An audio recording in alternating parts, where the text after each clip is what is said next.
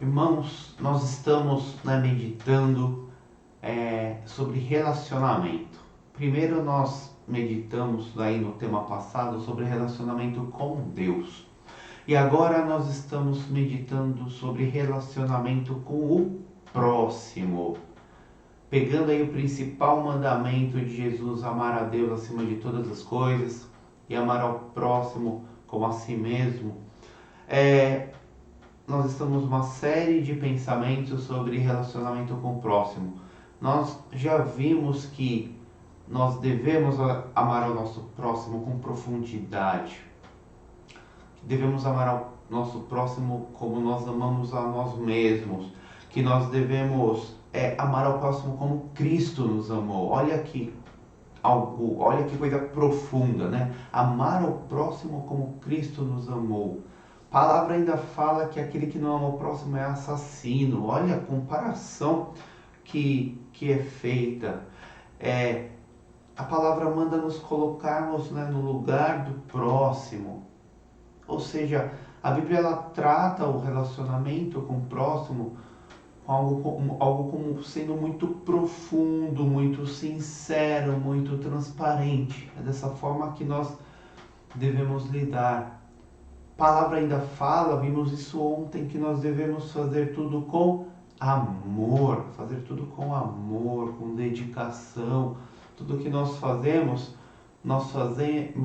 para o próprio Senhor Jesus Cristo. Nós não fazemos aí para nós mesmos, né?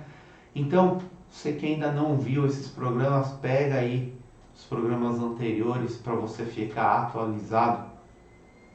E hoje, dando continuidade a esse pensamento de relacionamento com o próximo, nós vamos falar sobre um tema que é muito, muito, muito importante. Nós vamos falar sobre o perdão. Esse tema ele tem que ser central em nossas vidas. Esse tema ele tem que guiar o nosso caminho.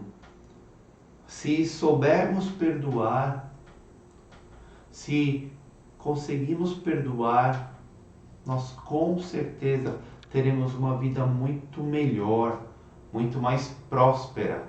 Lembrando que o sentido de prosperidade é ser bem-sucedida, ser feliz. O que atrapalha o nosso caminho, o que atrapalha o relacionamento com o nosso próximo é o rancor. Nós guardamos rancor no nosso coração, guardamos a mágoa e nós não perdoamos. Nós não abrimos mão do nosso eu, do que nós achamos. Muitas vezes a pessoa nem fez o mal por querer, mas nós somos irredutíveis e nós não perdoamos. E carregamos isso pela vida inteira.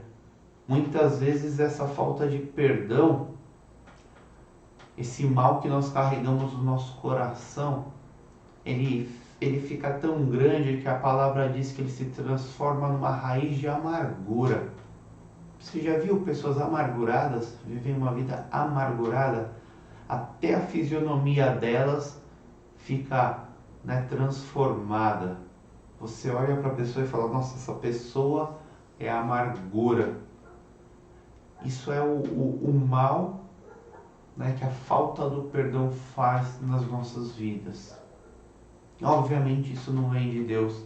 O Pai foi o primeiro a perdoar a grande ofensa que nós fizemos. Então hoje nós vamos meditar um pouquinho sobre perdão, uma palavra muito importante.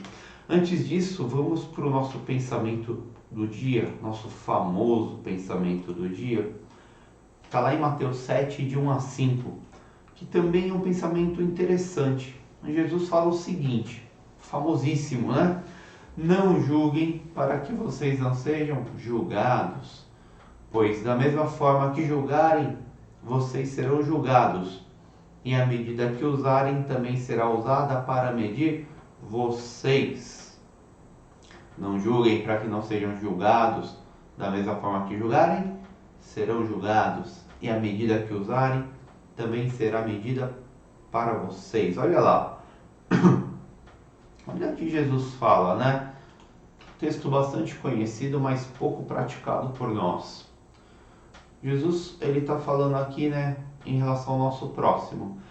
Nós somos hábeis em olhar o que o outro faz e já emitir opinião sobre o que o outro faz, o que ele está fazendo, o que você faria no lugar dele. E Jesus, ele fala assim, ó, da mesma forma que você julga esse seu próximo, com a mesma intenção que você julga, com a mesma intensidade que você julga, você também será julgado. Quero fazer um parênteses aqui. Não confunda julgamento, né, com orientação. As pessoas hoje estão usando de forma errada esse texto. As pessoas vivem no erro e elas falam assim, você não pode julgar, porque quem julga é só Deus, né? Cuidado. Na verdade, ninguém pode julgar, o texto está dizendo. Mas a mesma palavra diz que nós devemos orientar aqueles que não estão indo por um bom caminho. Orientação é diferente de julgamento. Julgamento é algo que você acha. Eu acho que você não está fazendo direito. É aquela crítica sem qualquer fundamento. Eu faria dessa forma. Você não deveria agir assim, simplesmente porque eu acho. Quando nós orientamos com base na palavra. O irmão está indo por um caminho que ele não é interessante, o que nós fazemos? Irmão, olha o que a palavra diz, olha o que Deus diz. E aí nós passamos a mensagem de Deus. Isso não é julgamento. A Bíblia fala, né? Oriente os seus irmãos, oriente aqueles mais fracos na fé, para que possam caminhar de forma saudável. Isso sim nós devemos fazer, orientar com amor, orientar sem julgamento. Irmão, você errou aqui? Não tem problema, se arrependa, peça perdão a Deus e siga o seu caminho. Isso é orientação. O julgamento é aquela opinião pessoal que nós temos, que nós emitimos, muitas vezes mais com a intenção de até denegrir a imagem do meu irmão do que realmente de ajudá-lo. Aquele que julga não tem a intenção de ajudá-lo, aquele que orienta tem a intenção de ajudar.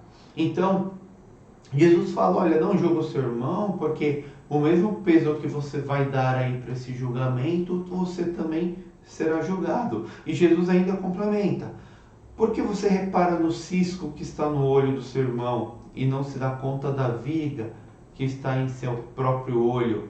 O cisco é algo pequenininho, né? Caiu algo pequeno, um cisco no meu olho. Jesus fala, você fica aí reparando, né, naquele pequeno deslize, naquele pequeno erro na vida do seu irmão, mas você não olha, né, como você mesmo está afundado no pecado. E Jesus está falando isso. Você repara no cisco do olho do seu irmão, mas você não se dá conta da viga, né, que está no seu próprio olho. E nós tendemos a fazer isso. Sempre o nosso erro é justificável. O nosso mau caminho nós damos um jeito de justificar e falar que não é tão mal assim, que somos fracos e colocamos um monte de desculpa para nós. Agora, quando estamos lidando, quando estamos tratando com o nosso irmão, aí tudo muda de figura. Aquele deslize vira algo grandioso e aí medidas devem ser tomadas contra o irmão. Pensamos normalmente dessa forma. Isso vem da nossa, da maldade do nosso coração, do pecado do nosso coração.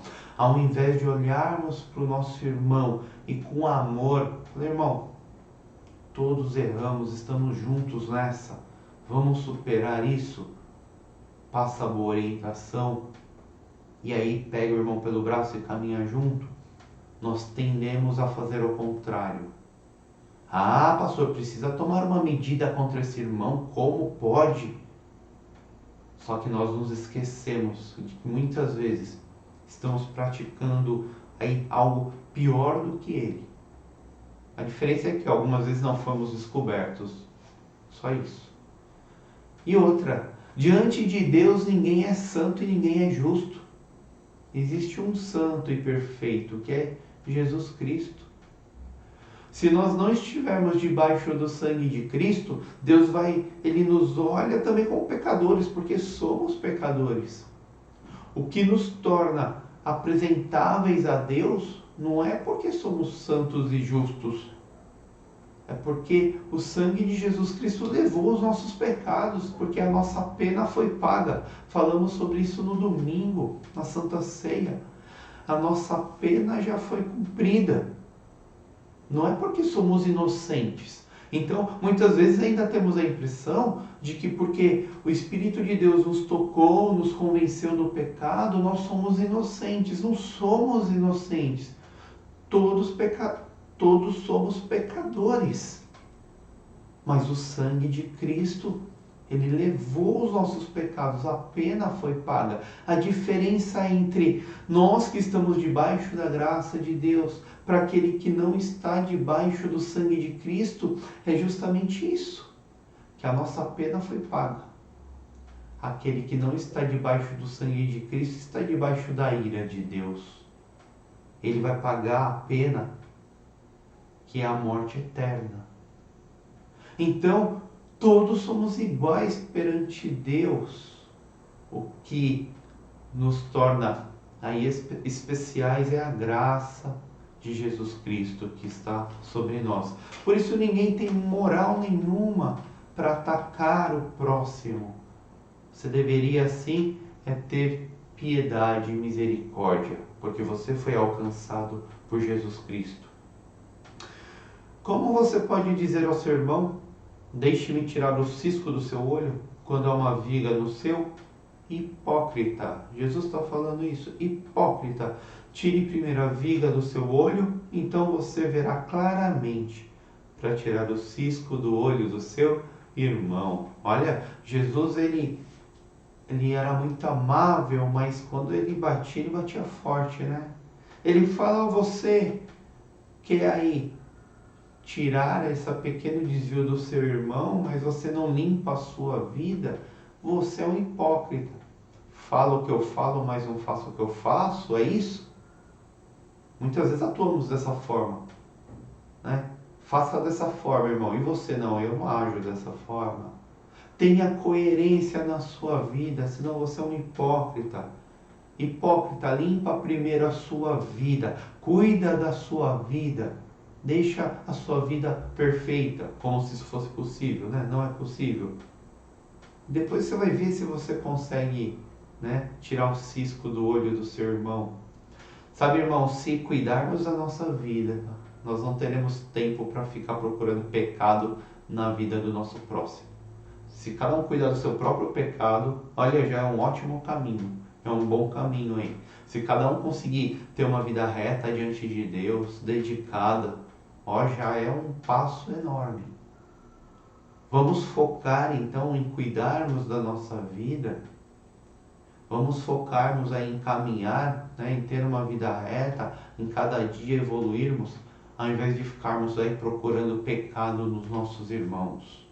Pecado você vai achar, principalmente na sua própria vida. E entrando um pouco mais profundamente na mensagem de hoje, está lá em Marcos 11, 25 e 26, diz o seguinte: e quando estiverem orando, se tiverem alguma coisa contra alguém, perdoem-no, para que também o Pai Celestial lhes perdoe os seus pecados. Mas se vocês não perdoarem, também o seu Pai que está no céu não perdoará os seus pecados. Marcos 11, 25 e 26. Olha que interessante, o complemento do que nós lemos agora há pouco. Da mesma forma que você julgar, você será julgado. Com a mesma medida que você medir, você será medido. E aqui nós vemos na palavra o quê? Quando estiver orando, se tiver alguma coisa contra alguém, perdoe, para que também o Pai Celestial lhes perdoe os seus pecados. Olha que interessante, a mesma medida que você, né, utilizar, você será medido. Nós temos essa grande dificuldade de exercer a empatia. Então, quando alguém nos faz um mal, nós achamos que aquele mal é muito grande, porque é contra a minha pessoa. é contra a minha pessoa, é inadmissível que alguém faça o mal contra a minha própria pessoa. E Deus fala o seguinte: você está orando e você está pedindo para que eu perdoe os seus pecados, mas você também me fez um mal muito grande e inadmissível. E eu simplesmente me esqueci dos seus pecados. Aliás, nem partiu de você, partiu de mim. Deus fala, né? Não partiu de nós nos aproximarmos do Pai.